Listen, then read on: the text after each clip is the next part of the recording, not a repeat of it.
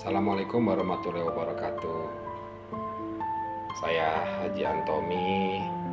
Saya ingin berbagi cerita tentang pengalaman saya atau kisah hidup saya yang mungkin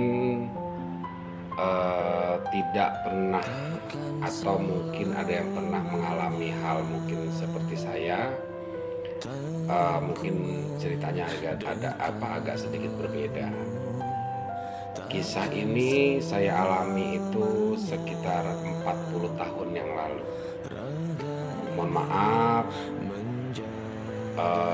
tidak berusaha atau tidak menyudutkan kepentingan orang lain atau golongan atau nama seseorang atau mungkin tempat atau mungkin daerah. Ya, saya tolong dibukakan pintu yang maaf sebesar-besarnya. Jadi kisah yang saya alami akan saya ceritakan kronologisnya. Kisah itu 40 tahun yang lalu seperti apa tentang diri saya.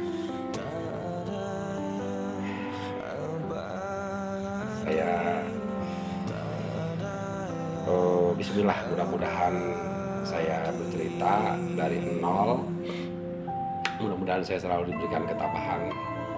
Buat yang nonton video ini, saya minta tolong untuk sekiranya berbagi tentang kisah hidup saya ini atau pengalaman. Jadi jangan sampai bahwa cerita ini ada maksud dan lain-lain, itu tidak ada. Itu cuma memang ini rahasia 40 tahun ini memang saya simpen.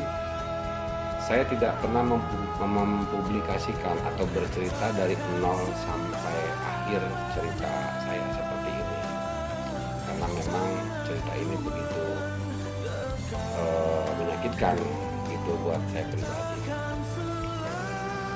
Nah, ini minta tolong mungkin nanti admin YouTube, admin TikTok atau Instagram yang mungkin nanti saya medianya ini nanti mungkin akan saya share.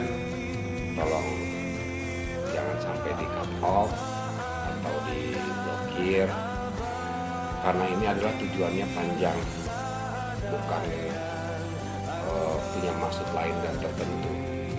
Itu ya, mungkin langsung aja ya saya untuk bercerita. Jadi pada waktu kisah ini mungkin terjadi sekitar tahun 84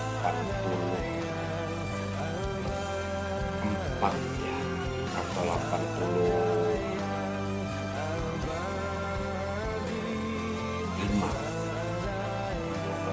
atau 84 tahun yang lalu, 1984 mungkin, atau 1985. Ceritanya begini. Dulu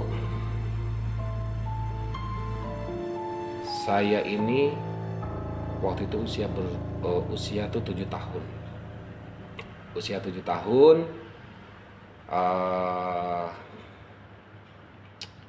waktu itu saya ini di dalam angkot yang duduk kita hadap-hadapan gitu tuh. Nah, itu saya ceritanya saya dengan ibu saya. Nah, dengan ibu saya yang ada di samping saya, dan di depan saya ini orang yang kenal sama ibu saya. Dia suami istri juga.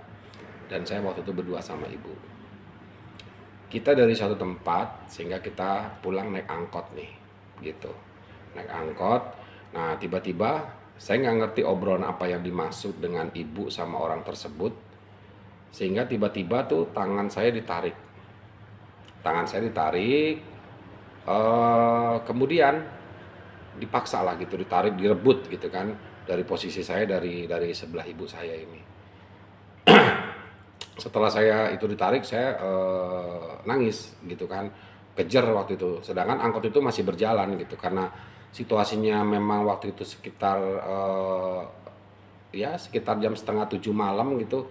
Saya ditarik, kemudian saya dipaksa, saya direbut, saya nangis gitu kan, nangis histeris saya gitu, nggak mau bu, nggak mau gitu kan, saya nangis gitu kan. Cuman kata-kata orang ini, Tommy buat jaminan dulu nih gitu loh. Saya tuh dibuat jaminan dulu gitu, nggak tahu maksud dan tujuannya apa gitu. Ditarik sama dia, nggak pokoknya ditarik ya, nggak ada, saya cuma nangis waktu itu kan, mungkin saya masih kecil juga gitu. Nah terus setelah saya ditarik, saya ini di apa ya, bahasanya itu kayak udah sabar Tom, nanti ibu juga bakal bakal ambil kamu lagi gitu. Nah sehingga itu juga belum menenangkan hati saya gitu. Yang ada saya kan, namanya kita dipisah sama orang tua, diambil gitu kan, perasaannya gimana gitu, hancur gitu menurut saya. Jadi nangis aja gitu. Cuman akhirnya ibu saya untuk berkali-kali untuk nenangin saya, udah ikut aja dulu, nanti ibu akan jemput kamu gitu. Nah ternyata nggak sampai di situ, akhirnya saya dibawa dari itu, lokasinya dulu di Jawa Tengah. Di Jawa Tengah, di daerah Cepu gitu ya. Saya dibawa ke Jakarta malam itu berangkat. Malam itu saya berangkat ke Jakarta, dibawa dengan dua orang ini, dan ibu saya udah terpisah pada waktu saat itu di terminal. Saya nggak tahu tepatnya di terminal mana. Nah, setelah saya nyampe di Jakarta, nah ini saya mungkin ke rumah itu tuh, ke rumah yang si orang tua ini, namanya mungkin saya sebut aja ya, namanya Umar, kepala keluarganya ini. Saya ini di rumahnya dia tuh mungkin cuman hanya waktu tuh sempat saya mungkin bertamu dengan ibu saya gitu kan, saya pernah ke situ gitu. Tiba-tiba saya di situ diajak sampai Jakarta, kurang lebih sekitar saat 2 atau 3 minggu. 2 atau 3 minggu itu saya kayak apa ya, kayak di anak bawangin aja gitu, masih bukan anak bawang, masih disayang gitu, disayang. Nah tiba-tiba setelah itu saya nggak ngerti, dan maksud dan tujuannya itu, wah saya udah mulai itu dihajar sama dia gitu, dihajar setiap apa, saya udah disuruh-suruh sama dia gitu. Waktu itu usia saya 7 tahun, saya dihajar, digampar gitu kan, ditendang sama sama dia gitu. Setiap disuruh apapun, saya ada kesalahan itu selalu dia mukul saya, nonjok gitu kan. Nah ya pertama-tama awalnya ya kaget gitu, karena saya pikir nih, kok saya diperlakukan seperti ini gitu loh. Nah, tiba-tiba tiap hari itu selalu gitu, setiap mau nyuruh apa itu saya sampai ditendangin, dijejak, diinjak gitu kan. Sampai saya tuh yang namanya hidung berdarah, bengep-bengep itu memang sudah jadi apa ya namanya, makanan sehari-hari gitu. Dan itu saya tetap saya bertahan di situ, karena saya tidak punya siapa-siapa lagi gitu waktu saat itu. Nah, cuman satu ketika memang ada apa ya, semacam siksaan itu yang mungkin benar-benar sangat menyayat hati saya gitu. Pernah suatu ketika, kalau saya jabarin satu-satu itu mungkin kelihatannya agak mungkin nggak wajar gitu ya. Pernah suatu ketika saya ini punya keseharian itu, tiap hari saya tuh harus nyuci 2 bak. 2 bak besar tuh saya nyuci baju gitu, baju mereka dan baju anak-anaknya gitu. Saya nyuci baju tiap hari, saya nyuci gitu dari habis maghrib sampai dengan jam 10 malam saya baru selesai gitu. Nah tiba-tiba saya ini disuruh nunggu dia gitu, disuruh nunggu dia ini, kamu tunggu saya, jangan sampai kamu tidur, tungguin saya mau nonton malam nih. Nah malam itu dia mau nonton tuh Midnight di bioskop gitu kan. Akhirnya saya setelah nyuci selesai jam 10:30 tuh, saya masih ingat saya tunggu di ruang tamu gitu kan. Nah, waktu itu saya sendiri aja gitu, saya tunggu. Ya mungkin karena kelelahan saya nyuci, tiba-tiba ya akhirnya saya Gedor-gedor tuh malam-malam tuh, pagi mungkin ya setengah jam 3 atau jam 2 malam gitu. Itu saya nggak ngerti, mungkin saya tidur terlalu lelap, jadi saya kaget gedor-gedor, akhirnya saya bangun gitu. Pada saat saya bangun itu langsung tiba-tiba, itu kaki tuh langsung nendang pas saya buka pintu tuh, kaki tuh langsung nendang ke dada saya gitu. Mental lah sehingga saya sampai kurang lebih ya 2 meter lebih, karena badannya juga kan besar dia gitu, jadi nendang saya gitu. Ya saya udah, ya mohon maaf Pak, saya bilang gitu, saya ketiduran, saya bilang gitu. Udah saking emosinya dia, emosi nih si Umar, saking emosi malam itu tuh dia teriak gitu, mana cabe cabe cabe gitu kan. Nah dia minta cabe, nah kebetulan sama anaknya yang kecil tuh diambilin cabe, ya sekitar lebih sekerauk begini nih gitu. Dia kunyah tuh cabe itu semuanya gitu kan, dia kunyah sekerauk itu, dia kunyah di mulut gitu kan, udah hancur, dilepehin nih gitu kan. Nah ini yang luar biasa, itu saya dipegang langsung, mata saya tuh kasih gitu cabai itu gitu kan. Itu luar biasa kalau menurut saya, hal yang sangat pedih waktu itu. Saya ngerasain itu, ya Allah saya bilang gitu. Saya udah nggak, ini saya dikasih diunyel-unyel tuh di mata saya cabai rawit itu, terus saya berontak, saya masukin kepala saya di bak mandi. Dengan tujuan mungkin bisa meredam panasnya cabai rawit itu gitu. Ya siksaan yang dikasih itu buat saya memang agak berat ya, berat gitu. Saya pikir ini bukan orang tua saya, bukan saudara saya, bukan gitu kan. Sehingga saya hanya kalau tidur, saya kalau tidur tuh sering ngebelakangin mereka gitu, karena waktu itu tidur kan di atas, saya sering ngebelakangin mereka gitu. Saya tidur suka saya ngomong kalau dalam hati, saya ngadu sama Allah, saya ngadu sama Allah, sama Nabi. Saya bilang, ya Allah, saya bilang, di mana ibu, di mana ibu saya bilang.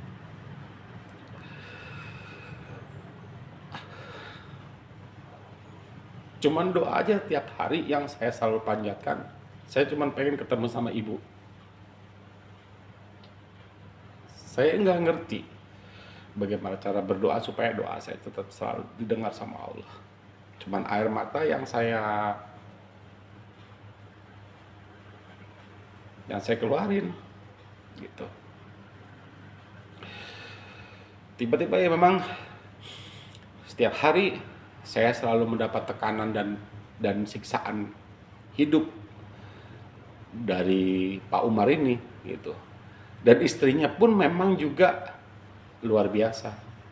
Dia main gampar,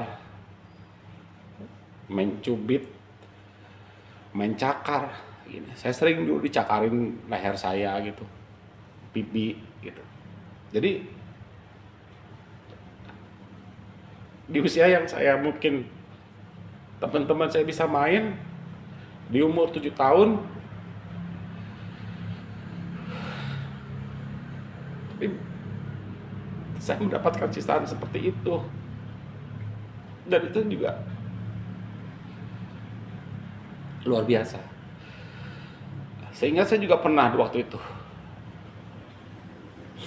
saya disuruh ada kesalahan, jadi di mata dia itu memang nyuruh apa aja salah, nyuruh apa aja salah. Saya disuruh, saya pernah ditendang, kepala saya itu sampai ngebentur ke tembok. Posisi saya lagi masih duduk waktu itu.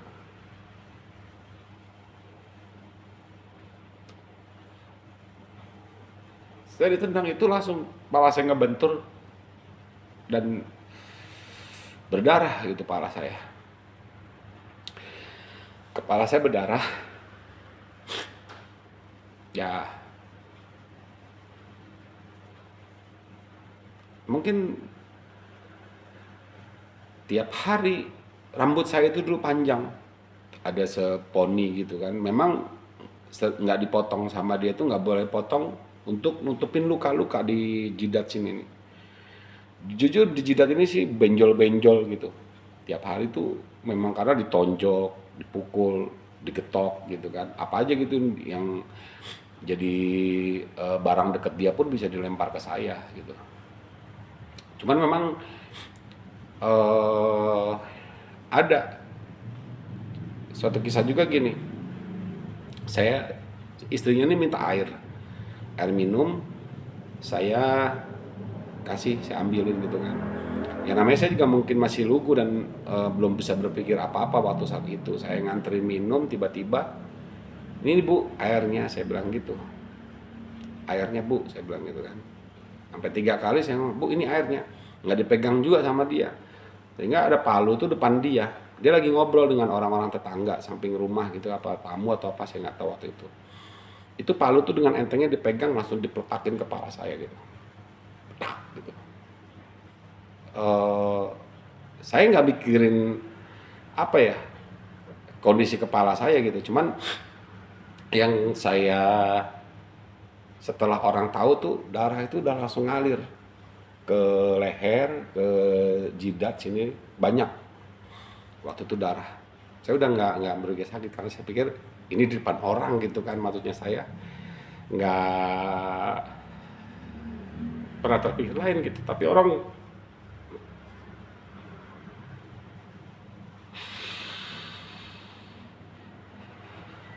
lain tuh ngelihat bahwa saya tuh, ya Allah mbak, jangan begitu mbak, kata orang lain. Bahkan ada bapak-bapak pun langsung ngambil sapu tangan dia dari kantong, dia sampai ngelapin darah saya di kepala.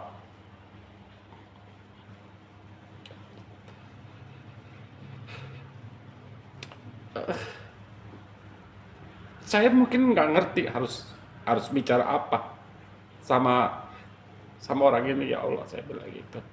Coba orang itu nasihat, biarin aja, kata dia bilang itu. Dia bukan anak saya. Karena darah itu semakin banyak gitu kan. Hanya itu ditempelin aja tuh sapu tangan, terus dikasih betadine, diobatin. Hanya setiap saya dipukul dan disiksa, yang saya ingat cuma 2, orang tua sama Allah. Cuman dia yang saya panggil ibu, sama Allah yang saya panggil.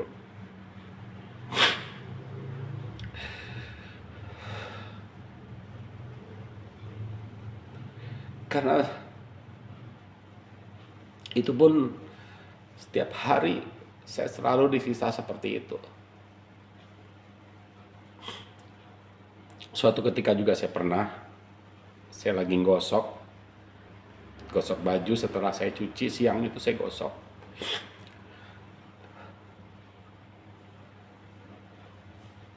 Maaf ya teman-teman, bukan berarti, cuma hanya mengingatkan masa lalu saya.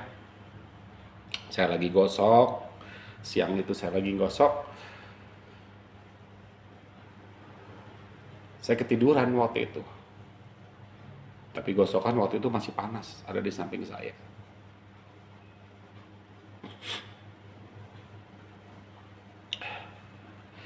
Cuman saya nggak ngeh. Tahu-tahu itu gosokan udah nempel di paha saya.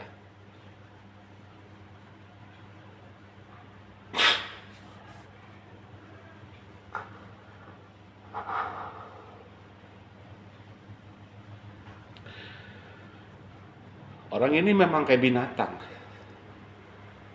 Saya bilang orang yang gak punya hati nurani. Itu saya digosok, langsung bangun saya. Nangis lah waktu itu. Saya nangis. Saya kalau mengalami siksaan seperti itu, mungkin banyak yang saya lupa. Tapi memang saya alami dari umur saya 7 tahun sampai dengan 9 tahun setengah. 9 tahun setengah. Saya disiksa itu selama 2 tahun setengah.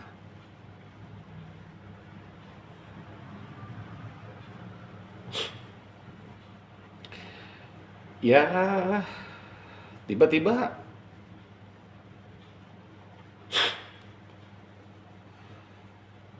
kalau saya nangis habis dipukul, habis digebugin sama dia tiap hari, sampai yang pernah sangat miris, miris banget. Mohon maaf ya, mohon maaf.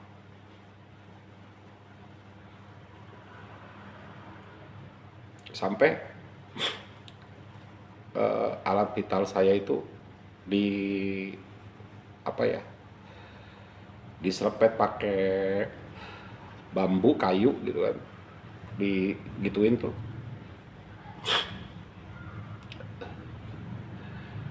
Itu ya mungkin badan ini udah kebal karena dengan perlakuannya dia seperti ini, dan tiap hari dan tiap hari. Kadang kalau dipukul sama dia hidung itu berdarah, itu kadang-kadang darah udah kehabisan mungkin di hidung ya. Jadi kalau saya lihat itu mungkin hanya semacam darah kering kayak apa, kotoran hidung gitu kan. Itu udah keras seperti apa namanya, darah beku gitu. Dan saya kalau tiap ada dia pergi gitu, terus dia pergi hari itu dia kerja, dan lakinya ini si Umar ini tukang mabok, tukang berantem gitu kan. Waktu itu memang kejadiannya tuh di daerah Jakarta Utara, di Warakas. Jakarta Utara. Di Warakas, nggak tahu itu rumah, ya pokoknya saya tinggal di situ. Tiba-tiba pada saat kalau saya mengalami perlakuan kasar sehingga saya buat nangis atau luka saya, itu saya selalu mampir ke rumah tetangga. Ya, udah makan belum? Kamu diapain aja gitu kan? Karena mungkin dia ini si Umar ini kan preman. Jadi mungkin takut kali ya, tetangga tuh temannya ngelus-ngelus, yang sabar ya Tom katanya, yang sabar katanya. Gitu ya, nggak bisa bantu ngomong karena saya kasih makan sama tetangga saya. Saya seneng kalau saya ada apa-apa saya mampir ke apa, main ke rumah sebelah rumah saya. Dan si Umar ini ibunya tuh, ibu bapaknya ini ada di sebelah rumah. Ada di sebelah rumah, samping rumah. Saya sering dipanggil gitu. Saya ditanya sama nenek ya. Tommy bisa baca? Saya bilang saya nggak bisa baca. Baca Quran bisa? Nggak bisa. Karena waktu itu ibunya juga nggak bisa ngomong apa-apa gitu terhadap perlakuan anaknya kepada saya. Iya, kalau kamu bisa baca itu nanti kamu akan kuat kalau dipukul katanya. Kalau dipukul sama Umar tuh kamu nggak rasa sakit. Saya bilang gini, nggak apa-apa Nek, saya bilang gitu. Saya kuat kok, saya bilang. Saya bisa tahan, saya bilang gitu. Hanya nangis dia. Ibu itu nangis gitu. Enggak, saya mungkin nggak wajar gitu ya. Badan saya penuh biru-biru di dada, di perut, di apa namanya, di jidat. Yang sering tuh di jidat. Jidat ini pokoknya kan namanya biru itu, kalau diginiin tuh rambut itu pokoknya udah kelihatan biru-biru gitu. Benjol biru memar gitu. Itu tiap hari, nggak pernah kosong. Tiap hari itu pukulan, tendangan, siksaan itu selalu saya dapatkan gitu. Ya sampai apapun sisaan itu memang saya hadapi sendiri tanpa ada orang lain, saudara atau siapapun, saya nggak pernah. Saya hanya berdoa sama Allah kalau lagi tidur, lagi sholat, saya selalu minta sama Allah, ya Allah, saya bilang gitu, sampai kapan saya akan seperti ini, sampai kapan saya akan merasakan derita seperti ini gitu. Saya panggil orang tua, saya panggil ibu gitu. Dalam doa saya cuman itu aja. Nah lantas kenapa saya sampai bisa keluar dari rumah itu? Mungkin kan itu saya bilang tadi, Allah tuh tak akan pernah tidur. Selalu ngontrol hambanya, selalu melihat. Mungkin kesabaran yang saya mungkin benar-benar tabah untuk melihat itu. Tiba-tiba setelah 2,5 tahun ini, itulah Allah mungkin menunjukkan kebesarannya sama saya. Saya itu kalau dikasih makan itu tiap hari itu 300 itu makan sehari 3 kali apa 2 kali gitu. Cuman saya pagi makan, sore pagi tuh saya makan siang jam 12, nanti sore saya makan lagi. Gitu. Selebihnya enggak, saya nggak pernah makan.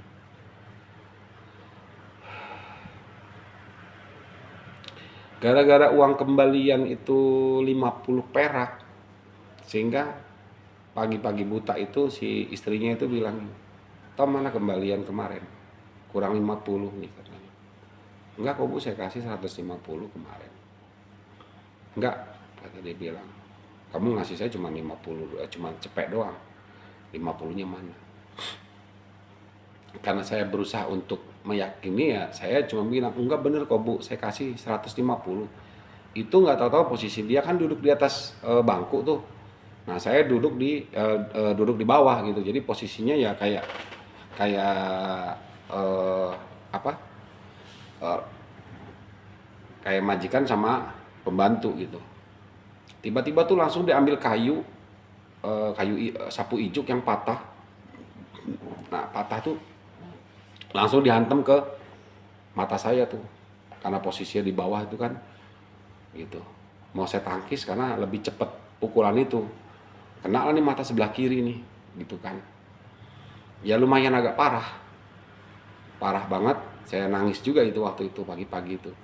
Cuman memang saya diancam. Saya diancam,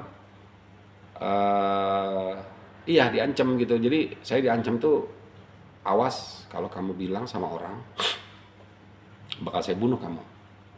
Gitu. Ya Allah, saya bilang gitu. Takut saya, bukan main. Itu genap usia saya waktu itu 9,5 tahun. Nah, saya dipukul, "Udah kamu tidur sana. Tapi ingat, kalau kamu ditanya sama orang, bilang kamu jatuh dari tangga." "Iya Bu," saya bilang gitu. Nah, dibilang jatuh dari tangga. Nah, ini sehari saya nggak keluar nih. Sehari itu saya nggak ada aktivitas dari pagi sampai dengan siang. Ini tetangga nih merasa apa ya? Merasa curiga sama saya. Kenapa si Tommy nggak keluar nih hari ini gitu kan? Nah, sehingga singkat kata, siang itu tetangga naik ke atap rumah ya. Karena rumah itu kan tingkat, jadi dia naik ke atap. Dia nanya sama saya, "Tom, buka pintunya." Betul, kamar atas tuh. "Kamu diapain?" katanya. "Kok nggak keluar?" Ngeliat mata saya mungkin kaget dia. Saya jatuh dari tangga Om, kata saya. "Ah, masa jatuh dari tangga?" Nggak percaya dia. Dengan saya berusaha untuk meyakini dan nanya terus, tetap saya karena saya takut dibunuh sama dia. Akhirnya dia turun lagi, habis asar tuh dia naik lagi ke atas gitu kan, nanya lagi ke saya, "Kenapa kamu kok matanya bisa kayak gini?" gitu kan. Tetap kekeh dengan pendirian saya nggak mau ngomong. Saya bilang jatuh dari tangga. Sehingga disitulah kebesaran Allah terjadi lagi. Habis maghrib, rumah ini gempar. Lingkungan situ gempar.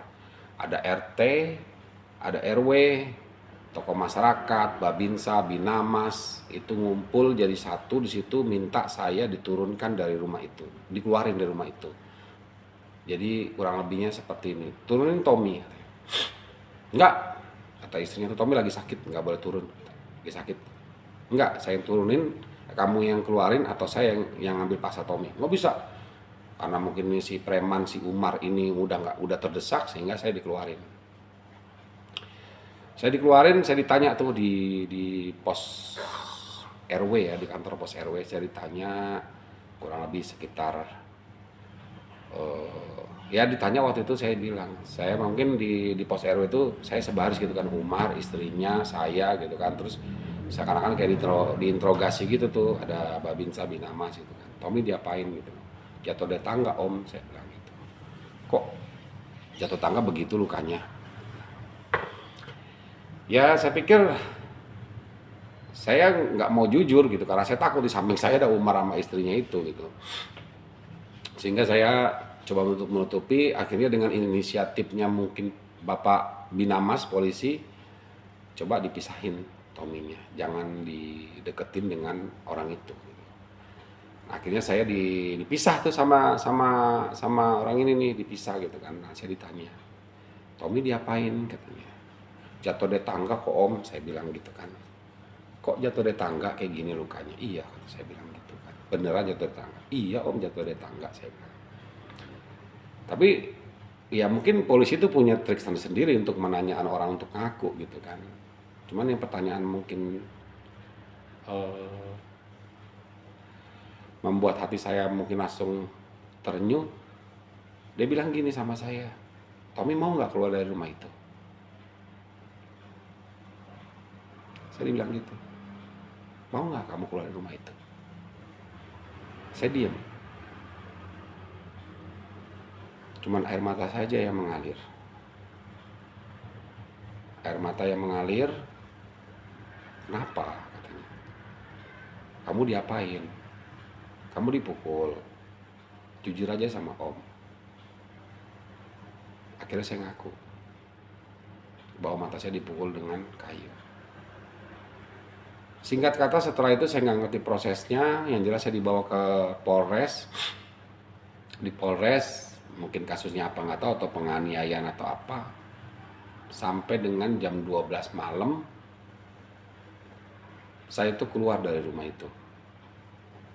Saya keluar,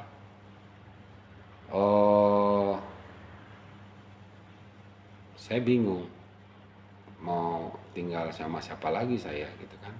Karena mungkin saudara itu saya juga nggak punya gitu. Di Jakarta saya nggak punya saudara atau nggak punya siapa-siapa. Tiba-tiba ada orang yang mungkin kenal dengan ibu saya. Udah Tommy saya sama saya aja, saya ikut sama saya gitu. Nah akhirnya saya ikut dengan beliau. Ya jujur saya ikut itu kurang lebih sekitar 1 tahun. Di usia saya yang tadi 9,5 tahun, saya ikut 1 tahun. Jujur sih terima kasih. Ada orang yang nampung dan ngasih makan saya waktu saat itu. Mungkin sisaan fisik itu hanya noda yang tertulis di badan saya. Noda-noda luka-luka yang mungkin 2,5 tahun saya alamin di tempatnya Umar. Tapi di tempat ibu ini saya nggak tahu namanya, tapi saya tahu lokasinya, tinggal di mana. Batin saya yang kesiksa, saya dikata-katain, batin lebih nusuk di hati saya. Cuman memang saya pikir ya mending di sini nggak disiksa, cuman hanya dikata-katain, diomel-omelin gitu kan. Tiba-tiba waktu itu ada sedikit tragedi atau masalah, saya mecahin 3 mangkok. 3 mangkok itu saya pecah. Tiba-tiba saya takut, saya sumpetin mangkok itu, teman ketahuan di siang hari. Cuman diomelin saya habis-habisan sehingga saya berencana malam itu. Saya tidur malam itu, saya berdoa sama Allah. Ya Allah, aku nggak tahu cara berdoa yang baik itu seperti apa ya Allah. Tapi yang saya minta, yang ada di pikiran saya waktu itu, saya ingin jadi penjahat. Saya ingin jadi rampok. Saya pengen jadi maling. Saya pengen jadi pembunuh atau apa gitu. Itu yang ada di pikiran saya. Terserah engkau menjadikan apa aku ya Allah.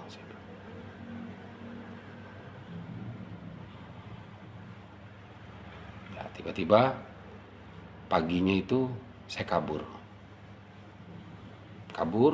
Saya jalan lurus. Nggak tahu saya jalan apa yang mau saya nggak tahu ini di mana atau di mana, saya nggak tahu. Itu jalan saya lurus jalan sampai dengan siang hari dari subuh. Perut lapar, pakai celana pendek, pakai kaos, pakai sendal jepit, saya jalan. Tiba-tiba saya ngelihat ada kantor wali kota. Akhirnya saya berhenti di situ dan saya tidur di situ siang hari sampai dengan jam 2, setengah 2 saya dibangunin. Dek katanya, kok kamu ngapain di sini? Saya tidur pak. Saya mau pulang ke Jawa, saya bilang. Cuman saya habis kabur, saya habis disiksa, saya bilang. Ya udah kamu ke kantor polisi aja. Kantor polisi dengan catatan saya mungkin apa ya? Dapat surat jalan katanya. Udah. Akhirnya saya berani saya ke kantor polisi. Tiba-tiba saya jalan ke kantor polisi. Saya nyampe kantor polisi saya nggak berani ngomong, saya nggak berani masuk gitu kan. Sehingga saya balik lagi ke kantor wali kota. Saya tidur lagi di situ. Pas saya bangun tuh jam 5 udah hujan. Hujan dari besar terus ya gerimis deres gitu ya. Saya beranikan untuk ke kantor polisi dengan basah-basahan hujan-hujanan tadi. Gitu. Tapi ya Allah, luar biasa. Skenario-nya Allah ini luar biasa. Saya salah satu orang yang ditunjukkan benar-benar ini adalah anugerah Allah. Hujan ini dikirim surga buat saya. Saya jalan ke kantor polisi, tiba-tiba ada suara memanggil saya sampai depan kantor polisi. Adek, sini. Wah, itu saya udah nangis nggak karu-karuan gitu ya. Karena saya pikir saya udah malam, saya mau tinggal di mana nanti gitu. Dan saya nggak mungkin pulang. Saya dipanggil dengan lirih nada yang lumayan syahdu, saya dipanggil. Adek sini, kamu kenapa? Sini katanya. Saya samperin. Dan saya diandukin badan, dikeringin gitu kan. Saya habis kabur om dari rumah. Dengan mungkin ngeliat bekas luka-luka saya ya mungkin polisi kasihan mungkin gitu. Cuman setelah itu ada yang nawarin, udah sama om nih ada anak kecil om gitu kan. Cuman memang yang saya pilih tuh orangnya nggak banyak ngomong. Sama bapak aja saya bilang. Akhirnya saya memilih orang yang saya nggak tahu itu polisi, saya bilang sama bapak aja. Saya dibawa akhirnya. Waktu itu beliau ini masih ngontrak waktu itu. Habis lulus sekolah secapa. Saya dibawa ke sana dan tiba-tiba saya udah nyampe di rumah, saya duduk di ruang tamu. Nggak lama seorang ibu tuh datang. Siapa pak? Gitu. Ibu saya bilang ini, Dodi ya? Bukan, dari jalan katanya gitu. Ya mereka berbincang-bincang ngobrol, saya nggak ngerti ngobrol apa. Terus saya disuruh tidur di kamar sebelah. Udah kamu tidur Tommy, tidur di kamar sebelah gitu. Saya tidur di situ. Saya nggak bosan.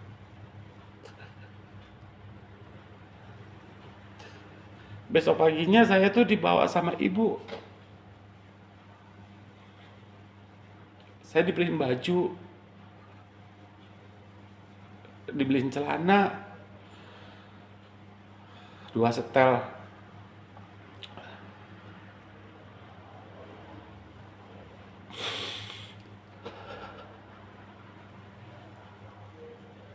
Saya nggak tahu. Yang jelas orang ini orang baik. Saya 2 hari di rumahnya waktu itu.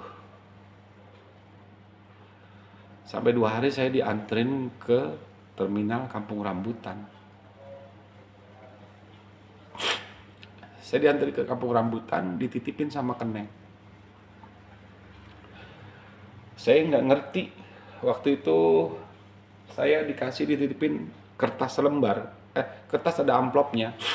Saya pikir itu surat jalan karena saya nggak bisa baca waktu itu di usia saya udah 10 tahun setengah ya.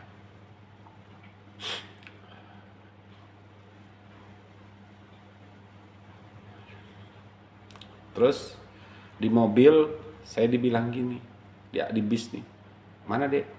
Saya kasih surat tadi, saya kasih surat. Mungkin dibuka sama si Kenek ini, dibuka, terus dibalikin ke saya lagi. Tiba-tiba tuh orang tuh banyak ngasih duit. Saya bilang ya Allah, saya bilang, sekasihan itulah aku ya Allah. Orang kasihan sama saya. Saya dikasih uang, ada yang 2.000, 1.000, saya kumpulin. Saya bilang makasih ya Bapak Ibu, saya bilang gitu. Saya duduk paling belakang. Singkat kata saya udah nyampe ke Jawa, waktu itu di daerah Ngawen. Saya nggak tahu itu, yang jelas ibu saya sering ke situ. Nah, singkat kata saya nyampe ke situ, saya datang lewat pintu belakang, kaget. Kok Tommy sendiri? Dari mana? Gitu. Mereka histeris, nangis. Kenapa ya? Mungkin ngelihat bekas luka-luka saya di badan ini, di mata, itu masih terukir jelas. Tiba-tiba saya terangin, saya kasih penjelasan, itu nangis mereka. Ya Allah, ibu kamu kemana? Saya bilang saya nggak tahu. Singkat kata dari cerita itu, saudara udah menyadari dari surat itu saya kasih. Mungkin kalau surat itu hilang di jalan ya mungkin saya nggak tahu. Akhirnya saya, yaudah kamu tinggal aja di kampung ya. Saya angon sapi di kampung berapa bulan gitu. Tiba-tiba dari surat inilah saya nggak tahu, tiba-tiba datang nih saudara yang ada di Ngawen ini nemuin saya di kampung. Tom, kamu ingat bapak polisi yang waktu itu? Iya, saya bilang kenapa? Dia mau kamu suruh ikut dia. Jujur, trauma yang sangat mendalam, saya tolak langsung. Enggak, saya bilang gitu. Saya mau di sini aja. Tiba-tiba dia nerangin, katanya kamu mau sekolah, kamu mau jadi orang pintar, kamu mau sukses. Iya. Dengan bujukan akhirnya saya mau, iya saya mau sekolah. Akhirnya saya diajaklah ke Jakarta. Saya ikut ke Jakarta, dianterin. Setelah itu saya diasuh dengan ibu bapak ini. Jadi bapak ini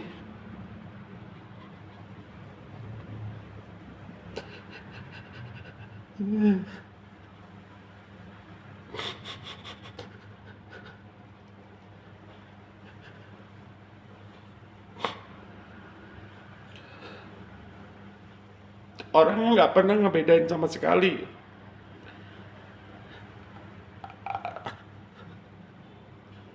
Anaknya tuh anaknya 2. Saya anak angkat. Kalau dibeliin baju satu, semua tiga-tiganya dibeliin baju. Dibeliin sepeda satu, ya tiga-tiganya dibeliin sepeda. Singkat kata,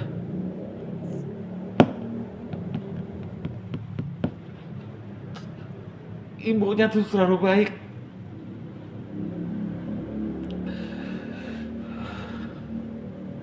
Sekarang ibu tuh udah almarhum. Al-Fatihah buat Mami Titik.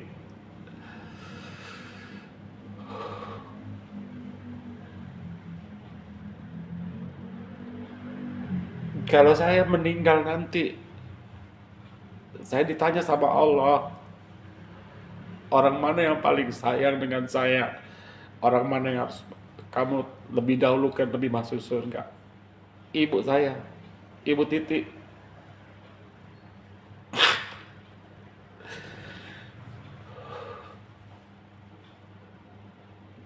Dia orang baik.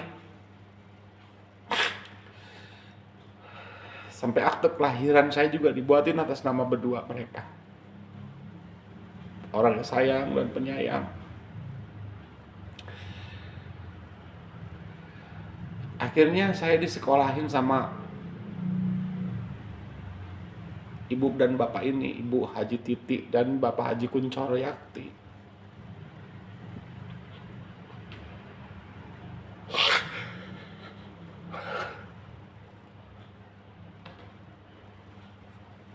Mohon maaf, saya nggak kuat.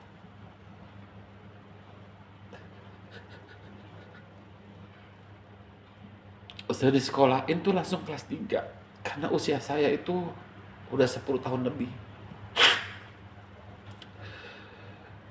Dan hari itu tepat usia saya 11 tahun,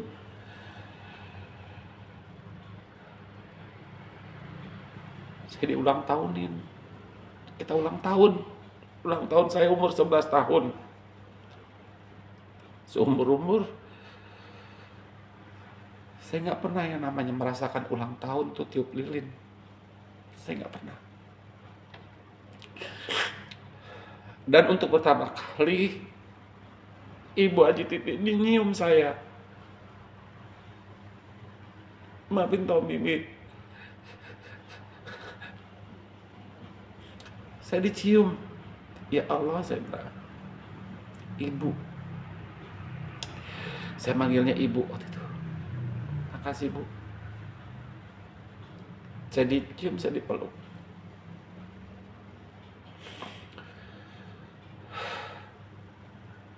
Saya ditanya, udah sunat belum? Belum, Bu. Akhirnya saya disunatin. Saya disunatin waktu itu cerita sama ibu, cerita. Sebenarnya nggak punya duit waktu itu. Cuma diada-adain.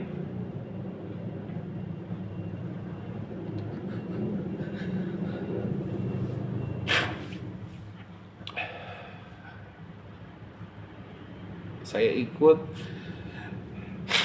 Saya naik kelas di sekolahin sampai kelas di sekolah itu dari kelas 3. Akhirnya di sana kita ngontrak dan bapak kebetulan jenis lagi ke utara. Kita pindah ke utara lagi. Alhamdulillah saya bukan orang pinter, tapi saya bisa mengikuti pelajaran. Kelas 3, kelas 4, sampai SD pun saya tidak pernah namanya tinggal kelas. Saya selalu bisa, alhamdulillah bisa ngikutin. Sampai SMP saya sekolah. Sampai saya SMA, sampai saya kuliah. Ada pesan dari adik-adik ibu, adik-adiknya bapak, kakak-kakaknya bapak, selalu berpesan sama saya.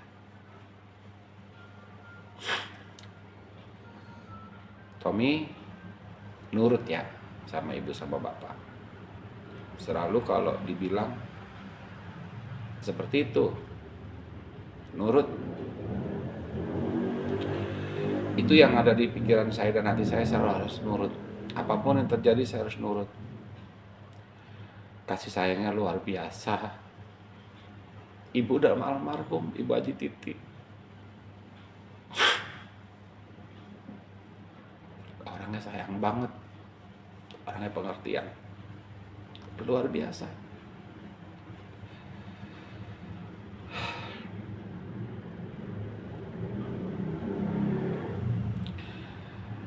Ada saya waktu saat kita kembali lagi ke cerita ke belakang sedikit, waktu saya SMA,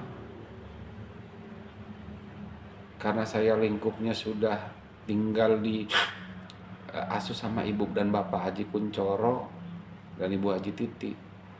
Saya pikir saya cuma bisa, saya mau jadi orang, saya mau harus selesaiin kuliah, sekolah saya. Itu dari SD, SMP, semenjak ikut orang pertama dan orang kedua sampai orang ketiga, itu nama ibu, itu wajah ibu tuh masih ada di ingatan saya, masih ada di ingatan saya. Saya lihat itu masih saya berasa banget gitu. Nah tiba-tiba SMA tuh udah mulai ngabur, udah hilang, udah nggak tahu mukanya, itu udah kebayang itu enggak gitu.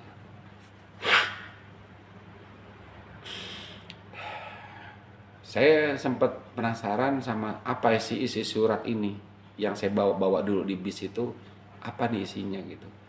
Suatu ketika saya waktu lulus SMA tuh saya nanya sama ibu di kamar, Bu, Tommy mau nanya, boleh nggak? apaan Tom katanya. Saya mau nanya, surat yang dulu ibu tulis itu apa sih yang saya bawa sampai ke Jawa? Lu mau tahu katanya. Iya, saya bilang. Isinya gini, Tom, Bapak Ibu, saya nggak tahu ini Tommy siapa. Saya nggak tahu Tommy ini siapa. Kalau ibu merasa keberatan untuk ngurusin Tommy, tolong Tommy balikin lagi ke Jakarta. Iya, saya waktu itu yang ada di otak kepala saya cuman berpikir, inilah jalan hidup saya. Kalau di surat itu bilang, kalau ngasih makan aja, saya bisa. Tapi kalau ada rezeki, saya mau sekolahin Tommy. Luar biasa, Mami. Terima kasih, Mami sama Papi, Pak Haji Kuncoro dan Bu Haji Titi, Resmiati Jamsari, luar biasa. Saya punya cita-cita jadi tentara. Waktu itu habis lulus SMA, bagaimana saya bisa jadi tentara? Saya punya dendam yang sangat luar biasa sama Umar. Saya punya dendam yang sangat luar biasa. Jujur, udah dendam itu udah nggak terbendung. Saya mau apain nih orang ini gitu. Bahkan jujur, nih bisa saya bunuh mungkin orang ini.